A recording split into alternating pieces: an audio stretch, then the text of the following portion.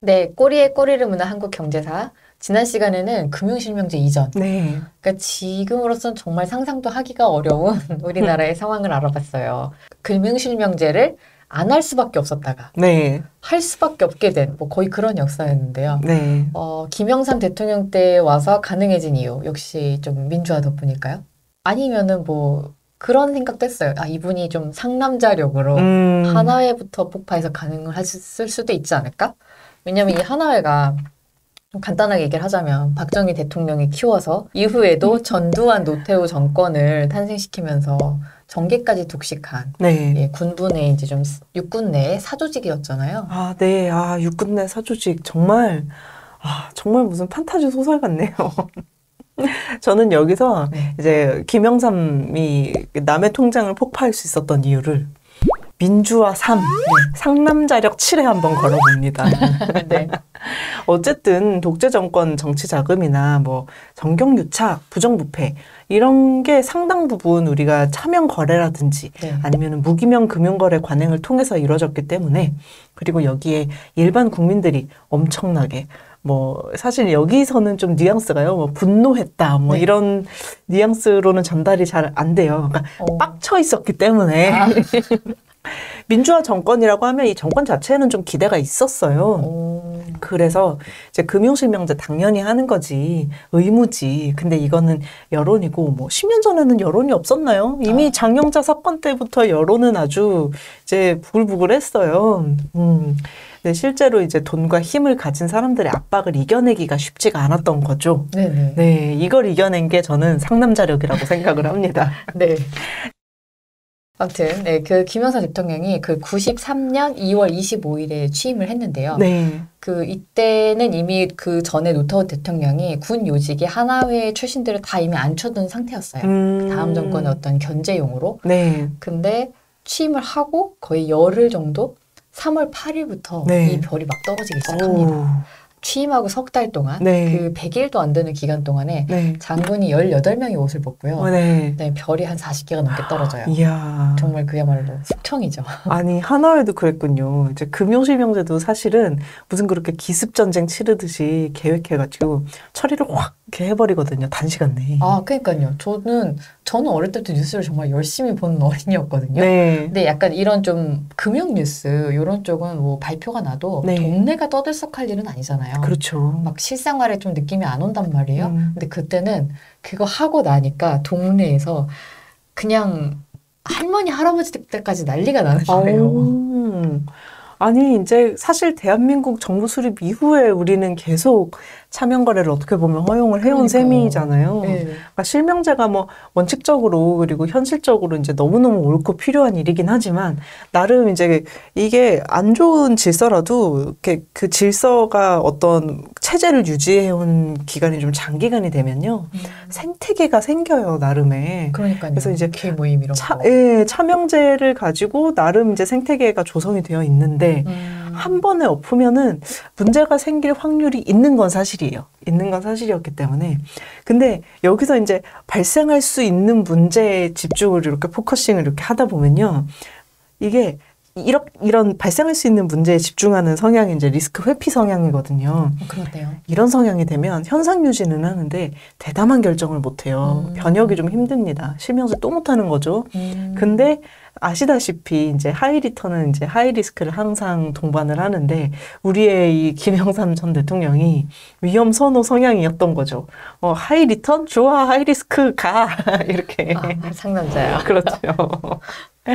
그래서 김영삼 전 대통령이 가장 큰 공약 중 하나가 금융실명제였어요. 네. 경제 강요들은 대통령이 이걸 할 거라고 생각을 해요. 그렇겠죠? 네. 그래서 바로 취임 일주일 만에 경제장관 회의에서 이제 금융실명제 시행 일정을 착착착 정리를 해가지고 대통령한테 일정 보고를 합니다. 네. 이제 그러니까 이제 금융권이 이걸 보고 아이씨 하는구나 이러면서 아주 그냥 혼란스럽게 막 움직여요.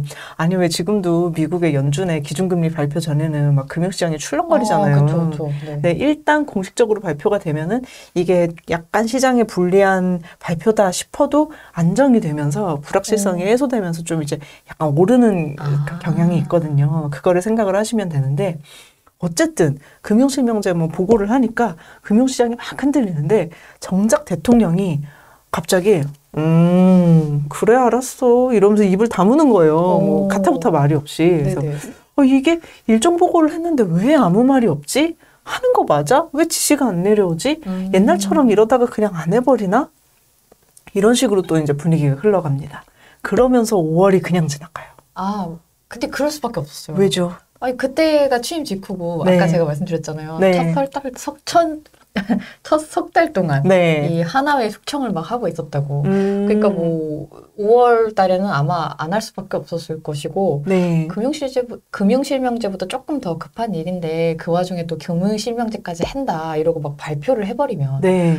이렇게 좀 둘 다 제대로 안 됐을 수도 있을 것 같아요. 적을 너무 많이 만들 수도 있다. 네. 그래서였는지 어쨌든 6월이 되어서야 이제 준비를 시작을 합니다. 그런데 극비로. 네, 사람들이 5월이 지나도 뭐 안 하니까 에이 또 보류하나 보다 이렇게 생각을 하고 있을 때 쓱 극비로 6월 23일에 이경식 부총리한테 실명제 실시 준비를 하라고 몰래 지시를 해요. 네. 이 스케일이 진짜 첩보작전이에요. 오. 일단 그 총리가요 국제투자연구원이라는 사무실을 가라로 이 가라잖아요. 연구 안 할 건데 내요. 네.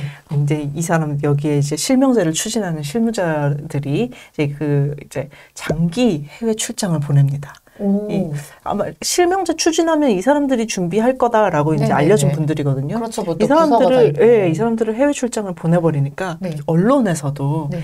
아유, 금융실명제 이거 그냥 안 하는 거로구만. 탔네. 네. 뭐, 진짜로 한다고 해도 내년이나 내후년이나 하겠지. 이렇게 이제 생각을 하게 되고, 그렇게 기사가 나요. 아, 교란책을 쓰네. 네. 근데 그 해외 출장이 가짜였어요. 아니? 이 해외 출장팀이 아무것도 모르는 가족한테 공항에서 배웅까지 이제 받고, 아빠 잘 갔다 와. 국제전화 비싸도 꼭 해. 이러면서. 배웅까지 받고 일본으로 출국을 했다가 다음날 돌아와요. 몰래 돌아와요? 네, 몰래 돌아와서 이제 과천에 주공 아파트를 빌려놓은 게 있었거든요. 네. 여기를 이제 몰래 이제 들어옵니다. 합숙을 하게 된 거죠. 과천 주공 아파트 몇 단지죠? 5단지요. 506동? 505동 304호. 이 과천 주공 아파트면은 저희가 강남개발기에서 과천 정부종합청사 얘기했잖아요. 그거랑 같이 생긴 곳이에요. 그때 당시에 그 토지주택공사 공기업이죠. 거기가 지은 그 계획도시에 아주 선도적인 주거단지였던 곳이거든요. 5단지면 지금 아직 재건축 공사 예정이지 허물지 않았어요. 아직 역사 현장이 남아있군요. 그대로 살고 계시고요. 이건 역사적인 장소네요. 어쨌든 이제 여기서 보안 유지를 해야 되니까 아파트에서 테라스에도 못 나가게 했어요. 어떤 감금이네. 정부청사 있는 데니까 기자들이 왔다 갔다 하기는 할 거 아니에요. 그러니까 이제 테라스에 나갔다가 이제 찍히면은 이제 뭐야 해외 출장 간 놈들이 왜 여기 있어? 저기 이렇게 될까봐 테라스에도 못 나가고 집 밖으로도 당연히 못 나가요. 배달 음식만 시켜 먹는데 저는 이게 너무 불쌍했던 게 요새는 우리가 배달로 정말 많은 걸 시켜 먹을 수가 있지만 그 시절에 배달로 시켜 먹을 수 있었던 음식은 짜장면. 그렇죠. 이게 무슨 올드보이도 아니고 약간 올드보이 여기서 좀 모티브를 얻지 않았나 저는 그렇게 약간 비약도 좀 해보는데 어쨌든 장기 출장을 나갔는데 그리고 집에 연락을 안 하면 좀 이상하잖아요. 그럼요. 그래서 국제전화인 척 가족이나 사무실에 안부 전화하는데 이제 시차 때문에 자다 일어나가지고 이제 여기 하와이 날씨가 막 너무 좋아. 밤에 막 별이 반짝반짝하고 있는데 새벽에 막 일어나서 네네네. 어떻게 가족들도 모르게 하지? 아니 그래도 보통 부인들은 알게 마련이잖아요. 근데 뭐 그것까지 비밀로 하더니 진짜 대단한 사람들인데. 그렇죠. 어쨌든 이제 당시에 참여하신 분 중에서 가족들이 이제 참여 계좌를 가지고 있는 거를 아는 분이 계셨는데 이걸 준비하는 걸 말을 못했대요. 이게 퍼블릭 마인드가 대단한데요. 왜냐하면 하긴 근데 이거를 약간 누구한테 가서 이거 너만 알고 있어 이렇게 얘기를 하면 그 너만 알고 있어가 네네. 너한테만 하는 얘기인데 이게 막 무한 반복이 되잖아요. 그렇죠. 그러다 보면 이제 온 세상 사람들이 다 하는 일이 된다. 그렇죠. 나도 너만 이렇게 되니까. 그래서 여기에 TF팀으로 소속이 되기는 했는데 소속이 달라가지고 원래 본 소속 있잖아요. 그게 네. 달라서 본업 때문에 출퇴근을 하면서 이제 몰래 준비하신 분도 계시대요. 투잡이에요? 네, 직속 상관도 몰랐대요. 그럼 어떻게 해요, 이걸? 자꾸 오후에 이 사람이 자리를 비우니까 이제 좀 야단을 맞는데 다른 분이 이제 좀 이제 감싸주신 거죠. 위에서 시킨 일이 있어. 미안해. 건너뛰고 이제 시켜가지고 이제 얘기를 못했어. 좀 김과장 좀 봐줘. 이런 거 있잖아요. 이러면서 핑계를 좀 둘러대고 대통령한테 보고할 때도 이제 일부러 뭐 예산 보고 때문에 관계자들 좀 갈등 만든 것처럼 꾸며가지고 분위기를 좀 엄하게 잡아놓고 찌끄리 못하게. 그 핑계로 이제 독대를 하러 들어가서 뭐 말씀드려야겠습니다. 이런 거. 자넨 여기 있게. 나만 들어가겠네. 막 이러면서.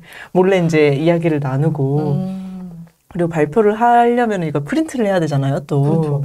네. 93년도에는 요즘처럼 사무실마다 프린터기가 있던 시절이 또 아니에요. 그렇죠. 그때는 뭐 문서 인쇄하려면 다 막 인쇄소 가서 하고 그래야 되죠. 네네. 그래서 인쇄소 중에 지하에 있는 인쇄소를 좀 선택을 해가지고 직원들 이제 세워놓고 보안각서 딱 쓰게 하고 출입문 보조 이렇게 딱 서게 하고 그래서 문서를 인쇄를 해가지고 1993년 8월 12일 저녁 이제 7시 45분에 대통령이 이제 갑자기 TV에 딱 나와가지고 발표를 합니다. 드디어. 친애하는 국민 여러분, 우리는 드디어 금융실명제를 실시를 합니다. 이 시간 이후 모든 금융거래는 실명으로만 이루어집니다. 이건 박수 쳐야 된다. 박수. 그렇죠. 네네. 네. 야, 진짜 엄청났네. 아니, 근데 시간대가 엄청 애매하네요.